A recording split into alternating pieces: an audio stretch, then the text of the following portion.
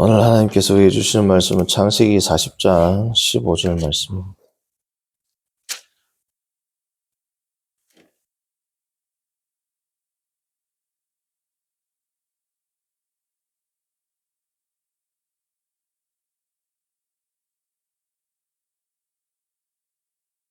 창세기 40장 15절 함께 합독합니다. 나는 히브리 땅에서 끌려온 자요 여기서도 옥에 갇힐 일은 행하지 아니하였나이다. 아멘. 오늘 말씀의 제목은 하나님의 헤세드와 나의 헤세드입니다. 하나님의 헤세드와 나의 헤세드. 우리가 어저께 살펴본 바와 같이 헤세드라는 단어는 특별히 구약에서 하나님의 성품을 가장 잘 드러내는 단어이고 성도의 특성도 잘 드러내는 단어라 그랬습니다. 첫 번째는 loyalty라는 뜻이 있고 두 번째는 best for another, 신실함이라는 뜻과 가장 좋은 것을 베풀어준다라는 이 두 가지의 의미를 내포하고 있는 것이 헤세드라는 성경이고, 이 용어고, 그래서 하나님께서 우리에게 헤세드를 실천하는 것처럼 우리 역시 하나님께 헤세드를 실천하고 이웃에게도 헤세드를 실천하는 것이다. 하나님께 가장 좋은 것으로 드리는 것은 우리가 천천의 수양 만만의 강물 같은 재물이 아니라 내 이웃을 사랑하고 정의를 행하고 인자를 헤세드를 실천하는 것, 그것이 하나님께 가장 좋은 것으로 하나님께 보답하고 응답하는 것이다. 미가서를 보면 내가 무엇으로 하나님께 보답할꼬 이래 나옵니다. 6장에. 하나님에게 가장 헤세드를 실천할 때 best for another, 하나님에게 가장 베스트인 것을 어떻게 보답할꼬라고 자문하면서 뭐라고 합니까? 천천의 수양과 강물 같은 재물이 아니다. 정의를 행하고 인자를 사랑하고 겸손히 하나님과 함께 행하는 것이 내가 무엇으로 하나님께 보답할꼬에 대한 답이라는 거죠. 자, 오늘은 특별히 이 하나님의 헤세드, 어제는 우리가 성도의 헤세드에 초점을 맞추었다면 오늘은 하나님의 헤세드에 초점을 맞추고 그러므로 나도 하나님께 신실해야 한다라는 의미로 하나님의 헤세드와 나의 헤세드라는 말씀의 제목으로 시작합니다. 구약 성경에서 모든 구절에 헤세드라는 단어가 나오는 성경이 있습니다. 모든 구절에. 시편 136편입니다. 볼까요? 시편 136편.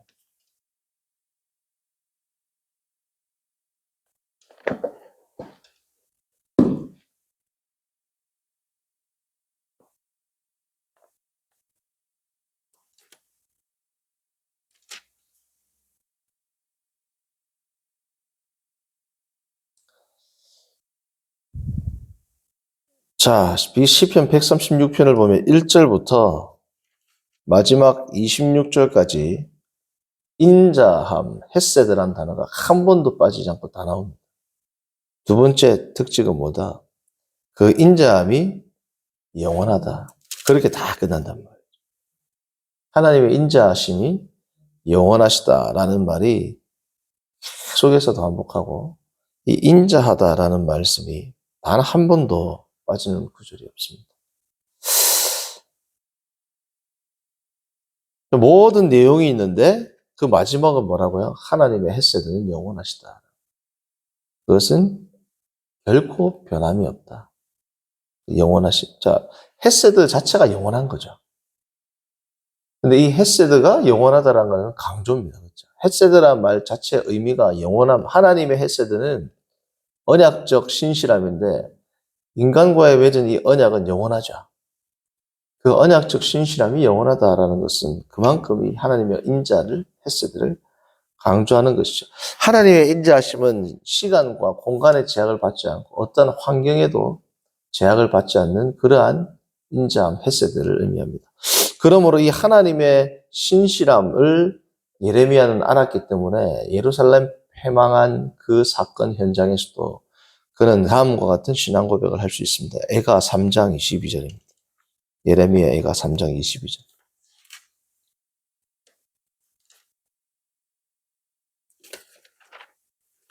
우리가 잘 아는 이거 찬송 찬양에도 CCM에도 많이 나오는 가사죠. 3장 22절, 23절. 여호와의 인자와 긍휼이 무궁하심으로 우리가 진멸되지 아니함이니이다. 이것들이 아침마다 새로우니 주의 성실하심이 크시도소이다. 여호와의 인자와 하나님의 헤세드가 무한하시기 때문에 우리가 진멸되지 않았고, 왜? 우리는 헤세드가 하나님 앞에서 헤세드가 있었어요, 없었어요? 없었죠, 성도들은. 이스라엘 백성들은 전혀 하나님 앞에 헤세드를 지키지 않았지만 하나님 헤세드는 무궁하였기 때문에 우리가 완전히 멸망하지 않았습니다. 이 하나님의 인자심은 어떤 특징이 있느냐? 아침마다 새롭다. 늘 새로운 하나님의 공급하심, 하나님의 인도하심이 있습니다. 왜요? 주님의 언약에 주님은 신실하시기 때문에 그렇다. 오늘 내가 낭망하는 사건이 있어도 낭망하지 않는 이유가 뭐야? 주님이 내가 세상 끝날까지 너희와 항상 함께하리라는 우리 주님의 지상 대위임령, 지상 대명령을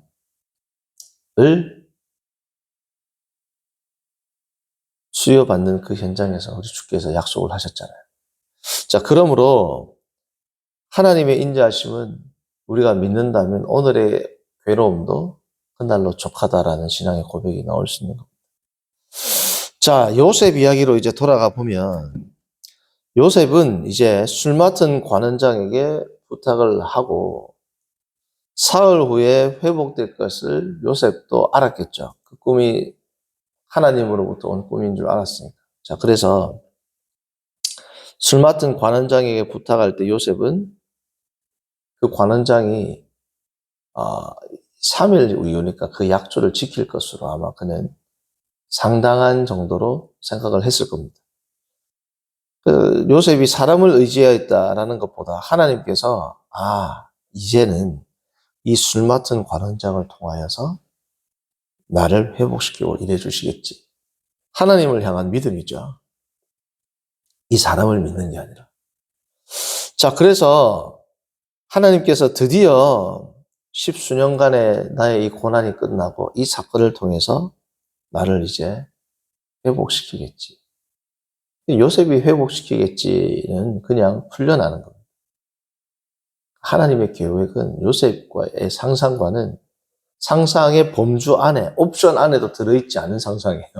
요셉이 풀려나겠지 정도 생각했지 자기가 애굽 전체의 넘버 2의 자리에 오르겠다라고 누가 생각을 할까? 이거는 영화도 이렇게 못 만들어요. 그렇죠? 전혀 자신이 생각하는 옵션에 들어있지 않는 내용이란 말이죠. 자, 드디어 이제 하나님께서 나를 회복시키겠지. 그리고 3일 후에 이제 이 사람이 회복이 됐습니다. 자, 이 사람이 회복이 되고 나서 이제 요셉은 하루 이틀 지나면서 무슨 생각을 할까요? 이 감옥에서 발자국 소리만 나면 무슨 생각할까요? 요셉 석방, 그 소리로 알겠죠. 참 모퉁이에서 또박또박 소리 들리고 드디어 내가 풀려난다는 소리가 전하러 왔구나. 한 하루 이틀 정도는 좀 시간 걸릴 수 있겠지 생각했는데 그러니까 7일, 열흘, 한 달, 2달 이상한데 생각할까요? 안 할까요? 뭐지? 생각한단 말이에요. 40장 15절에서 요셉은 자신의 상황을 뭐라고 묘사하느냐? 15절. 나는 히브리 땅에서 지금 끌려와가지고 여기 어디에 갇혔다?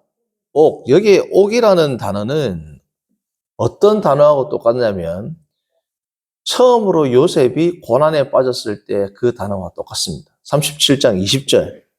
히브리어는 똑같은 보르이라는 단어입니다. 보르. 37장 20절. 형제들이 요셉을 이제 구덩이에 빠뜨릴 때 하는 말입니다. 자, 그를 죽여 어디에 넣고? 이 구덩이하고 같은 단어랍니다.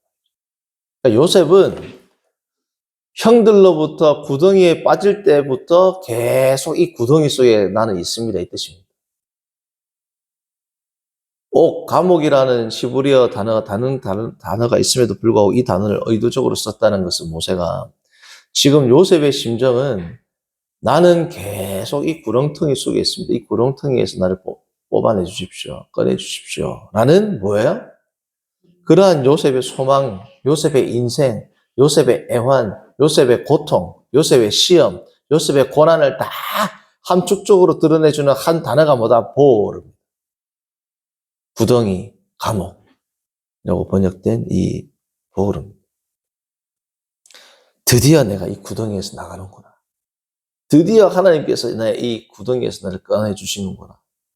하고 3일 이후에 술 맡은 관원장이 복직되었을 때 뛸 듯이 기뻤겠죠. 너무너무 기뻤겠죠. 나는 이제 끝났다.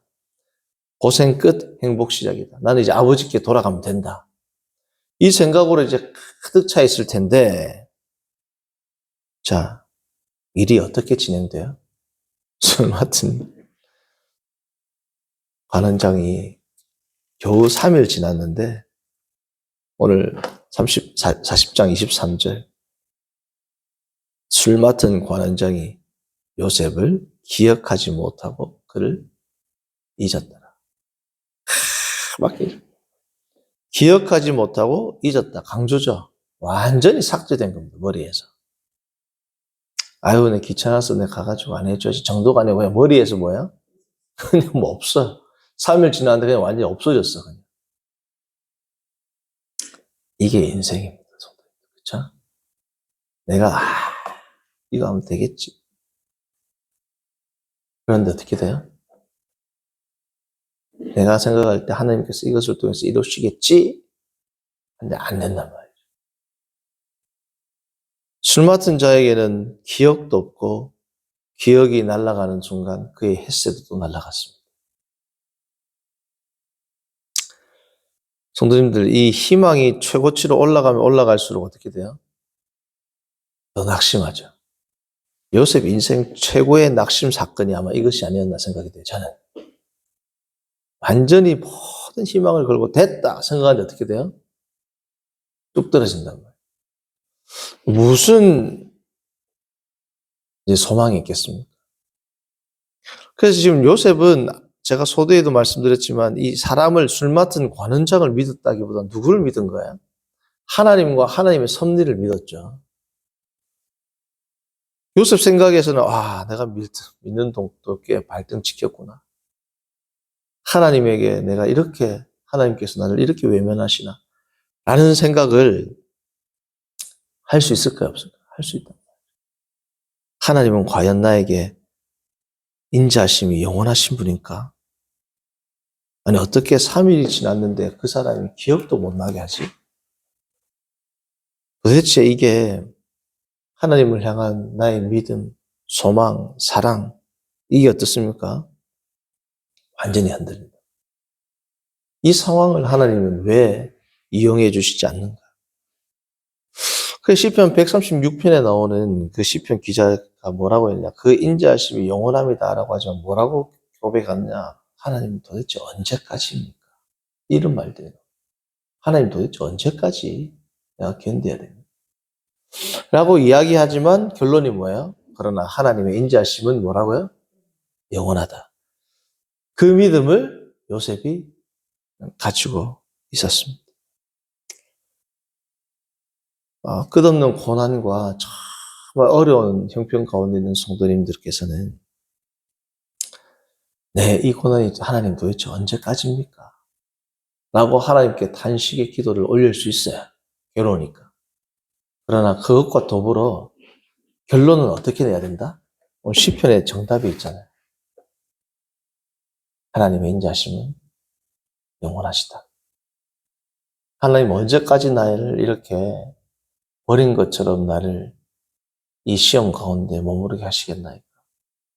주님 제발 나를 꺼내주십시오. 나는 단식의 기도와 함께 무슨 기도도 함께 합니다. 확신의 기도. 확신과 소망의 기도로 그러나 주님의 인자심은 영원하시다.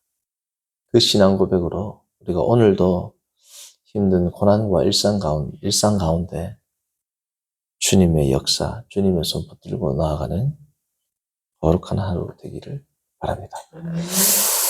사랑하신 하나님 아버지, 오늘 우리가 요셉 이야기를 통하여 주님의 신실함은 나의 어려움과 고통과 환난 가운데서도 그 인자하심은 영원하시고 끝없는 인자하심을 하나님이 실천하시고 구덩이에 있는 그 순간에도 보호하고 계심을 현실이 아닌 믿음의 눈으로 다시금 살피게 하심을 감사합니다. 이 시간도 그리고 오늘도 하나님이 허락하신 거룩한 시험과 고난의 현장을 통과하는 주의 성도들 10년 가운데 하나님의 헤세드에 대한 확실한 믿음과 주님을 향한 소망을 놓치지 않고 하나님을 향한 나의 헤세드를 끝까지 지키고 나아가는 복된 성도들 되도록 인도하여 주옵소서. 예수님의 이름으로 기도합니다. 아멘. 하늘에 계신 우리 아버지여, 이름이 거룩히 여김을 받으시오. 나라의 임하옵시며